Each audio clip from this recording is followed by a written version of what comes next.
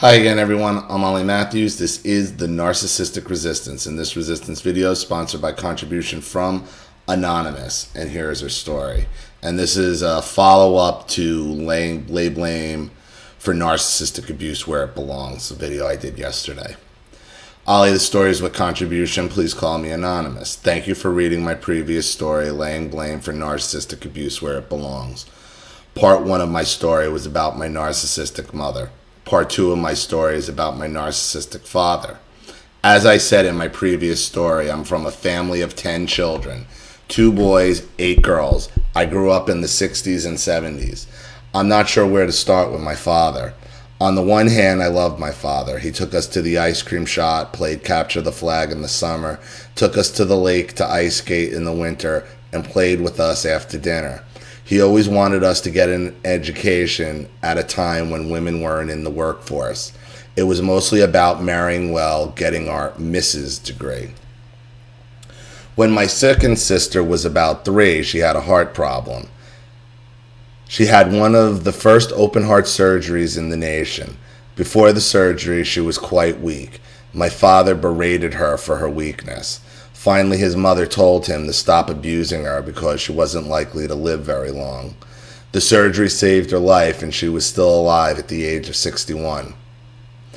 When my oldest sister was around 4 or 5, she had the responsibility of taking care of siblings. My father, on various occasions, had her pack a suitcase and locked her out of the house when she didn't do a good enough job. There is a family photo of my oldest sister at age 2 heating a bottle for infant sister number 2. So let me stop you here, Anonymous. When this is a guy who's torturing your sister to the point where you're making her pack her bags and locking her out of the house as a child. Okay? But he played capture the flag and took you to the lake to ice skate. I mean, it really doesn't balance out when you put it side by side, does it? Okay? Their niceness never equals their abuse. Okay? So, besides just the general broken plate theory, okay? Besides, put aside the broken plate theory that good memories after on the top of a shitty plate are still going to fuck up, are still going to produce bad memories. Okay? The scales aren't even balanced. Not are they only not balanced, they're so one-sided on the side of abuse that it doesn't even matter what nice shit he may or may not have done. The morsels of niceness that you hang on to. The cruelty still outweighs whatever niceness the narcissist gives you, bottom line. And I think that'll ended up being the overriding theme of your father.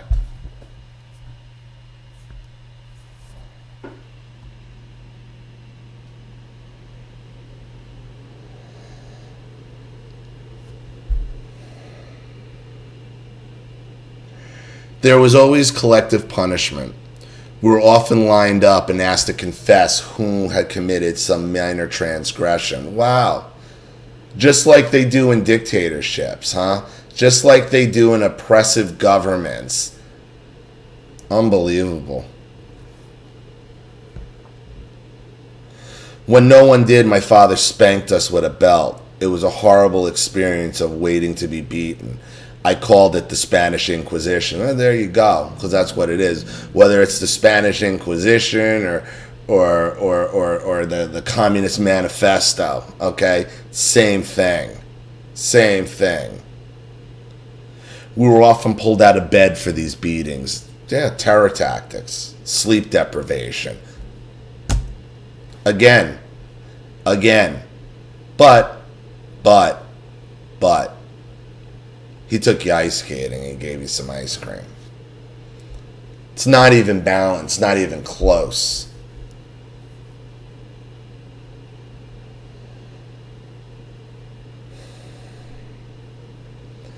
Eventually, I started admitting to the transgression, even when I didn't do it, and my father let us all off.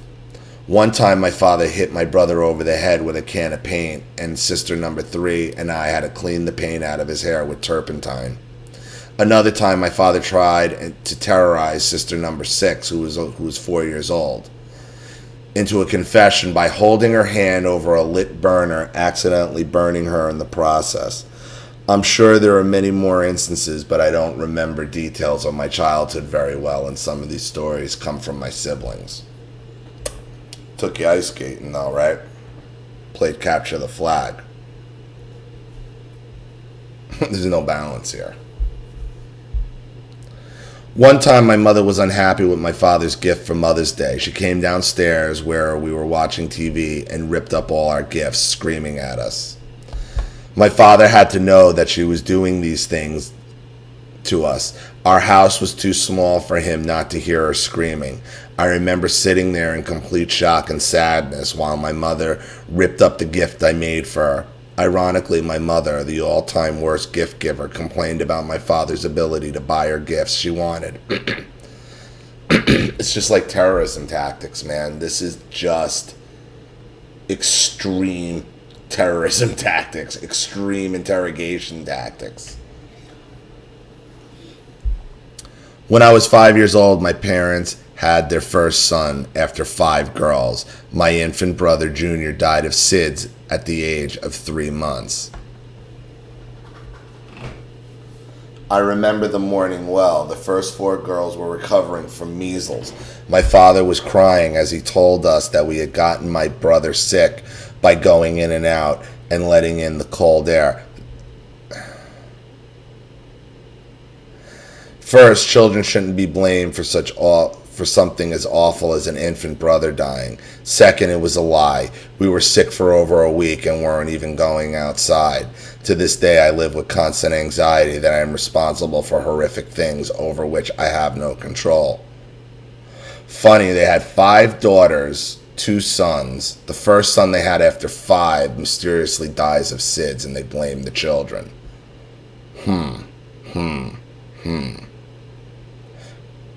SIDS, right? Don't most SIDS cases usually end up one of the parents smothering the baby? And with the pattern of behavior of these torture type tactics that your parents were putting on you and your sisters, sounds to me like this would just be one more.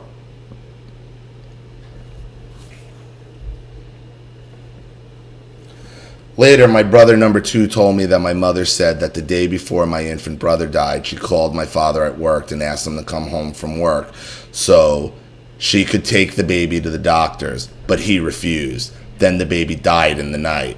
According to my brother, my parents were questioned at the hospital and later investigated for the baby's death. I'm sure they were.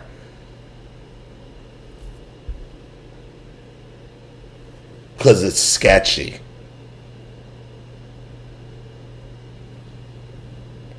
Wow. He played capture the flag with you though, right? Took you ice skating, ice cream.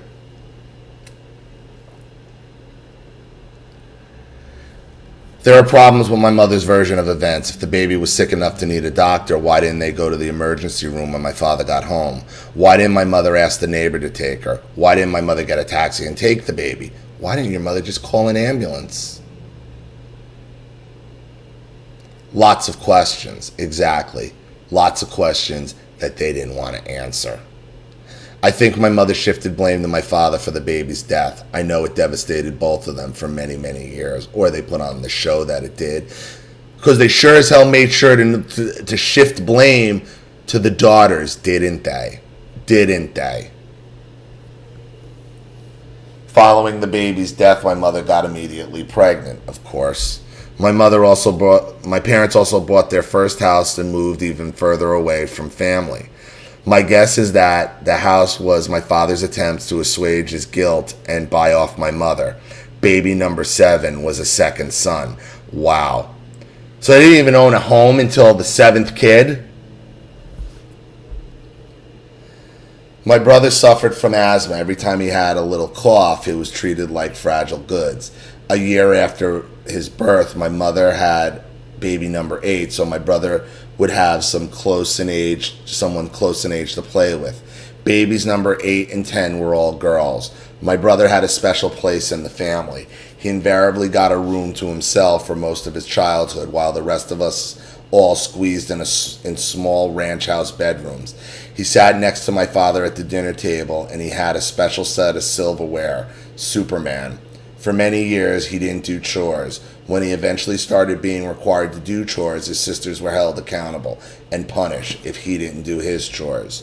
In the meantime, my father gave the girls constant messages of our lack of value. We were told that the best we could do in life is get an education and marry well. Of course, my brother's special place in the family was also a constant message that as girls, we were always less than by virtue of our sex. My father put all his hopes into my brother. When my brother got older, this created a lot of conflict between the two, as my brother resisted being required to live up to my father's expectations. At this point, my brother has never married, and I'm not sure if he even finished college. He's probably gay. In the meantime, the girls were academically gifted. Some of the girls went to Ivy League schools. 7 of the girls went to college. 3 of us earned master's degrees, and we had successful careers. None of this mattered to my father except as a reason to provoke his pathological jealousy. In my early teen years, my parents began to fight a lot. My father abused my mother. He accused her of kissing her sister's husband. My mother liked to triangulate my father with her sister's husband, because that's all she'll remember. Your mother's a whore who only value is through her vagina. So I'm sure she was doing that. Decades into their marriage, pointing out how my uncle was more successful than my father. Jesus Christ. I mean, to your father's defense, he only had fucking 11 mouths to feed, you know? There was also a family story that my mother, who was then a teenager, was entertaining my father's sister's husband when my father was away in the Navy. I guess that explains why my father moved us further and further away from his family.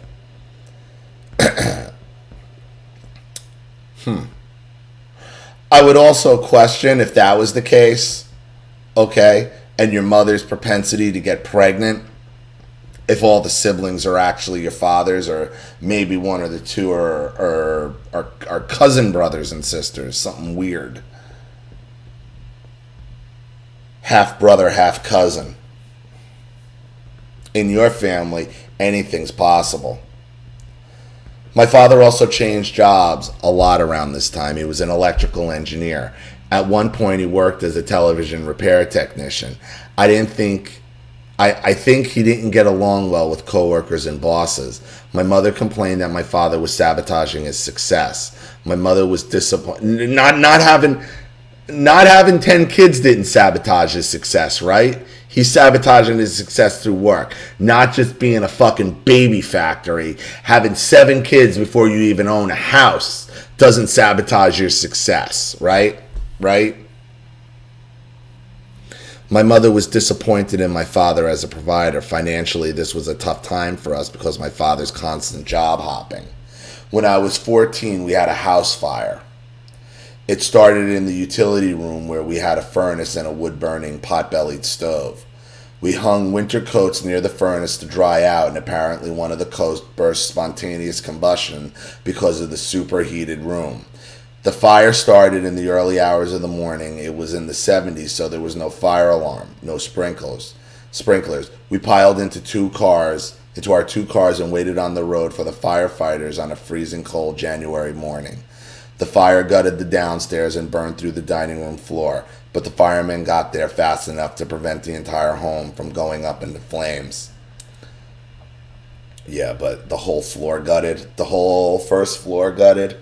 I mean, that's pretty much, you're going to have to rebuild that whole house. I don't think you could move right back in there after that, especially if it goes through a floor.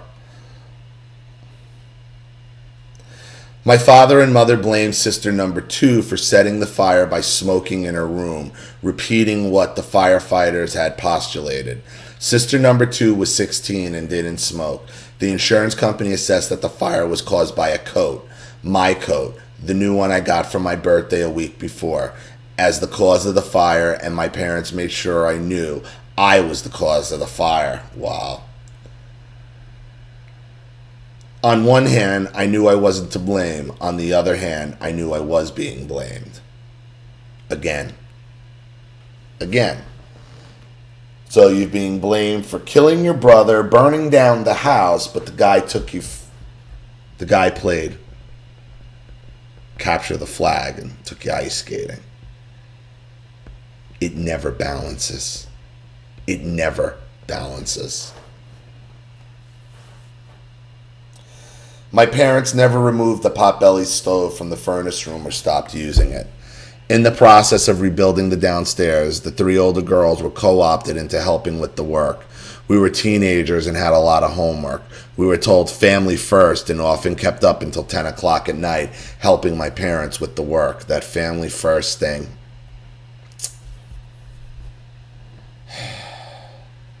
Family first always means me first. Understand that. When the narcissist says family first, it always means me. Me. Because you're not part of the family, are you? What about me? Aren't I part of the family?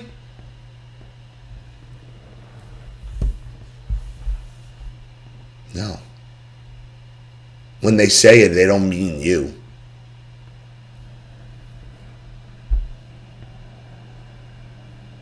Then we would end up staying up until midnight doing homework due the next day and going to school sleep deprived. This went on for 9 months. My parents fought a lot during the reconstruction. One time they had a fight, and it was a pretty silly fight, and my mother put a hole in the freshly hung drywall with a hammer. While my parents were off to continue their fight, my sisters and I worked to fix things. Not that we knew what we were doing, we just wanted the fighting to stop. One time the fighting was so bad we called our grandparents who lived 2 hours away. My grandfather and uncle showed up at our house and my father told them to mind their own business and go away, which they did. At one point when my mother was being humiliated by my father's abuse, I resolved to never tolerate that behavior from a man. It just seems so degrading and humiliating to let a man do that to you. As we got older, my father became more and more difficult. By the time we were teenagers, we started asking each other, what's wrong with Dad? And we really had no answer. We thought he needed therapy and anger management training. My father isolated us even more from our relatives on both sides of the family. He got into a fight with our maternal grandmother, and we were no longer allowed to have contact with her. After the oldest sister ran away, his parents sided with her, and my father shut us off from contact with his family. Long after we grew up, they eventually made up with both families, and they would show up at family get-togethers where they told stories to discredit their children. The family started calling them Crazy Jorge and Babs for this behavior. One time, my mother remarked to an aunt how she should have aborted my oldest sister. She did this in front of my sister's adult daughter. The first 4 girls left as early as possible. The oldest girl ran away from home twice at age 16 and 17. The next 3 of us went to college. Sister number 5 ran away from home because of the abuse she suffered at the hands of both parents.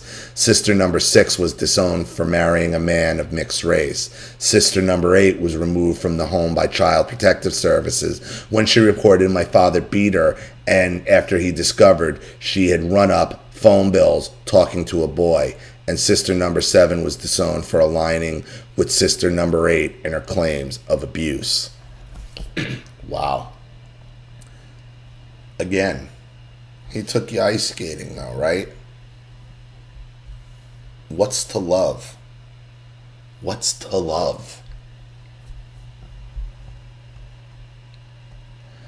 My parents continued to have a relationship with sister number 3, me, number 4, and my brother over the years. At one point, after I launched my career, my father created a reason to disown me because I married someone he didn't approve of. We didn't talk for 10 years. When I eventually reestablished a relationship, they had become quite bitter toward their children.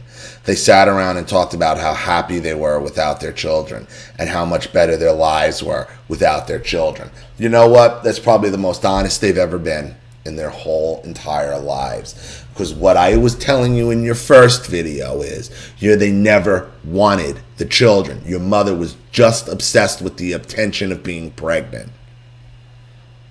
That just proves what I told you in your first video. They never wanted kids. My mother, by then in her 70s, told me what a happy person she was.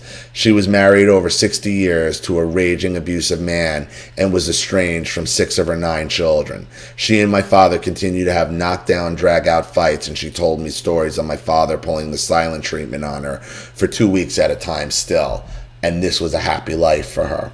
My father liked to tell me stories about various sisters to discredit them. I didn't pay much attention because I didn't know the truth, and I knew a lot of bad shit had gone down in my family. But frankly, hanging out with my toxic parents was unpleasant. I was such a needy adult from the wholesale neglect of my childhood that I was hungry for their attention, and I put up with really egregious behavior for many years. In 2011, I reunited with my college boyfriend, a story for another day. He was educated at a prestigious engineering school, and my father and mother liked him. That should have been a red flag. In 2012, I friended my next-door neighbor from my hometown on Facebook. Unbeknownst to me, my father had spat with the neighbor 30 years ago over my parents' abuse of sister number 5. My father wrote me emails for months telling me that the neighbor was a slut who had parties when her husband was not at home. Not true. And that was a friend of his enemy. And that a friend of his enemy was his enemy. At this point, I was a grown-ass adult, and I was pretty ticked off that my father was telling me who I could and couldn't be friends with, and I wasn't going to let him tell me what to do.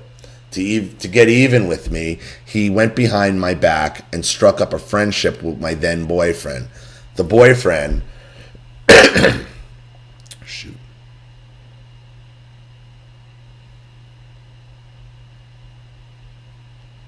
Hold on, I'm sorry, the cage just shifted on me.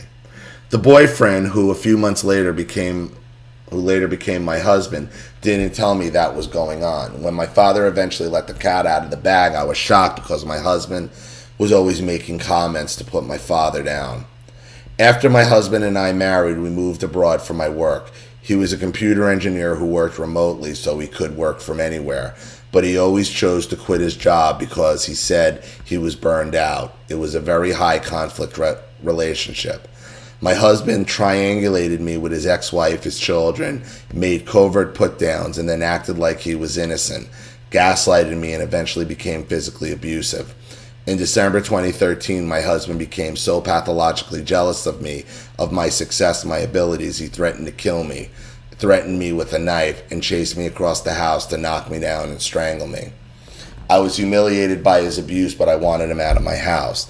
I eventually reported his abuse and he was removed from my house. After his departure, he again reached out to my parents. I told my father about what happened, and my father said, 3 strikes, you're out. That being my 3rd marriage, and told me I should start dating women since I couldn't make it work out with a man. This led to us fighting over why my father wasn't angry at my husband for threatening my life. My father, who didn't want to acknowledge that he was violating the social standard to have your family members back, started telling me that my husband was telling my parents a different story and that I was a snake and a liar, and I had lured my husband away from his ex-wife with the lies and sex. Keep in mind, by that time, I had a protective order against my estranged husband, so he had no business contacting my parents. So much for family first, huh? Like I said, you're never really a part of the family. Family first doesn't apply to you. I was so incensed with both my father and mother for having this covert relationship behind my back that I blocked all my parents, many emails, and went no contact in 2014. My father continued to harass me, sending me emails at my work address, which I had repeatedly told him not to do. He wrote emails to my employer that I was mentally ill and a liar. He sent me emails about my parents' outings with my estranged husband and his ex-wife and how they planned to spend Thanksgiving with them. Eventually, I got my IT section to block my father's emails. In January 2017, my father emailed sister number 3, the only sister then on speaking terms with my parents, and offered to his children the opportunity to buy their house. In 2014, my father told me he and my mother were selling off all my mother's crap. She's a hoarder, go figure, so they could sell the house. When they couldn't sell the house, they came to their estranged children and offered to sell the house for $500,000 in cash, of course, for a house and land worth max of $400,000 in rural Virginia. None of us bothered to answer. Well, yeah, they're just family first, huh? Again, he took you ice skating, though, didn't he? Paid capture the flag. About 8 years ago, my father had prostate cancer and asked me if I would take care of my mother after he died, to which I agreed. Dumb. The good news is that I'm officially off the hook to take care of my manipulative, unpleasant mother. I have no guilt about this. Good. I've reached the conclusion that I don't even like my mother, and given what a terrible mother she was, I don't owe her anything, nor do you owe your father anything. My father tried to string me along with a vague promise of an inheritance, but screw the inheritance. I have my own money. I don't need theirs. As you point out repeatedly, never count on the narc's inheritance. It's always a manipulation and a control beyond the grave. Since I have been in no contact with my parents, I learned about narcissism. I think my father is either a malignant covert narc or a borderline because of all his raging. Sounds definitely more borderline than me. When I got away from my parents, I could start seeing the truth about my traumatic and neglectful childhood. My parents were quite the pair. My neglectful, disinterested mother, my raging, violent, bitter father. I am no contact with 6 siblings and low contact with 2.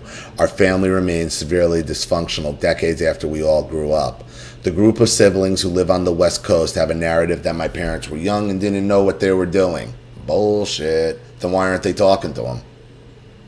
The problem with that narrative is that my parents weren't always young and at some point could have gotten a clue. As you can see from this story and my previous ones, my parents were negligent, wholesale negligent, and abusive. I know in other stories you tell the contributor to look back at their childhood to see the origins of their adult issues. I could clearly see that my abusive ex-husband was both my father and mother rolled into one. Yep. He was the worst of all their behaviors. I can also see that unless and until I went no contact from the narcissistic family, I missed how toxic they were, and I made up excuses for them or held myself accountable for their behavior. I walked around asking myself what's wrong with me when they mistreated me. Now I can separate myself and say, this is who my toxic family is. This is just about them. Exactly. It's never about family. It's always about the narcissist. It's always about them. It is through channels like yours, Ollie, that we can create a community of people who acknowledge and validate our stories about childhood abuse and neglect. Our families of origin are more interested in making us responsible for their behavior, and continued contact with them just keeps that system in place. I lived all these decades with my weird, toxic parents, ashamed of the abuse all of the children suffered, not understanding the truth and making up excuses for my parents. Thank you for reading my stories and validating my experience of childhood neglect and abuse. I certainly would value your opinion and assessment. Anonymous. Well, look, I've been saying it throughout this video. The couple main key points here. Okay? The first one starts where you talk about you love your father, okay? And you validate it, because, he took you to the ice cream shop, paid capture the flag, and took you to ice skate. And then you weigh it against, he blamed me for killing an infant child, burning down a house, sided with my ex-husband, okay? And we're really paraphrasing here your story. That's a fucking major paraphrase of the story. Then you couple in this constant theme of family first, family first, family first, when what they're really saying is me first. And you're not part of the family. You're not part of the family, which he proved to you later on. okay, with his behavior with your abusive ex-husband. Didn't he? Didn't he? So not only does the niceness never equal the abuse, or the abuse far outweighs any niceness they've done. Okay? When they're telling you family first, they're telling you me first, and you're not part of the family. So I have to ask you again, Anonymous, what's really to love with this guy? Not much. An abusive, emotional, vindictive, borderline, and I would actually question his sexuality. Him and your brother at this point. Okay? But you can answer that better than I could. So, thank you so much for another contribution and another story. I really appreciate it. I hope this helped. Thank you to everybody watching. Please leave any opinions or advice in the comment section below. And again, if you want your story read on the channel, you have a topic you'd like me to cover, a narcissist you'd like to expose, you'd like to set up Skype, a phone call, have a private video made, or a Facebook live chat, or you'd like to sponsor a video like this for someone who needs help and can't afford it, or just make a contribution to the channel in general to keep it succeeding, growing, and expanding, because this channel survives 100% on contributions from all of you. Without you guys, this channel goes away. So if you like what you see here and you want to see more videos like this, you know what to do with the PayPal and email links in the description box. Also, please like and share this video wherever you can. Subscribe to my channel if you haven't, and be sure to click the subscription bell to be notified of all my video uploads. I'm Ollie Matthews. This has been the Narcissistic Resistance. Take